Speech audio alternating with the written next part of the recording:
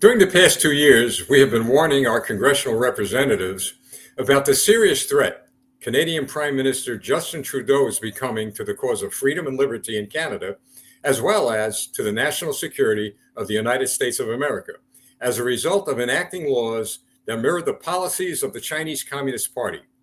For example, Trudeau had a law passed by his parliament that is tantamount to censoring all broadcasting flowing in and out of Canada.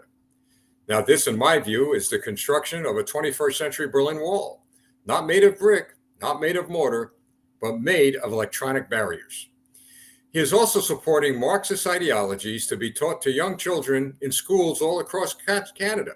Now, look, one might say, well, you've had that problem in the United States of America. Yes, we have, and we took care of it, and we're continuing to take care of it by tossing out school board members and by putting an end to the political careers of those who support this Marxist ideology.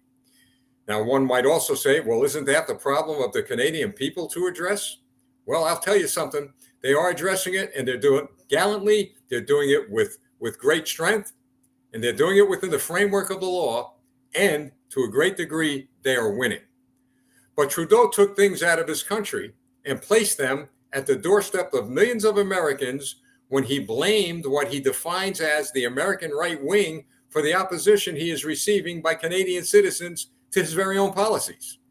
The term American right wing is the same term used by the Biden administration, the Department of Justice, and the FBI when targeting conservatives, Republicans, parents attending school board meetings, and patriotic Americans fighting to preserve their freedoms, their liberties, and their individual rights. Additionally, his statement comes at a time when we in America are approaching a very critical presidential election, as well as congressional and state elections. Now, if that's not election interference by a foreign government, then what is? Presently, The Hague is reviewing thousands of pages of evidence regarding the actions of Trudeau.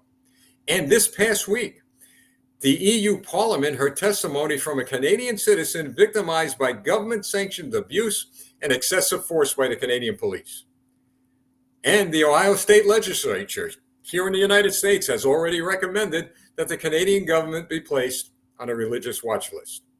In view of the fact that Trudeau has recklessly and without any justification attacked millions of Americans, the United States Congress cannot afford to sit idly by and allow a communist influencer like Trudeau to spread his propaganda without being held accountable. It's time for the United States Congress to address Trudeau and investigate exactly what is going on in Canada as it relates to United States national security. It's time for Congress to invoke the Truman and Reagan doctrine that commits the United States of America to fight and prevent the spread of communism everywhere on this planet, including Canada. I urge every American media outlet to follow events unfolding in Canada and every American patriot to contact their congressional representatives and urge them to address this matter sooner rather than later. Now let us keep our nations in prayer and remember that scripture in 2 Corinthians 3:17, where the Spirit of the Lord is, there is freedom.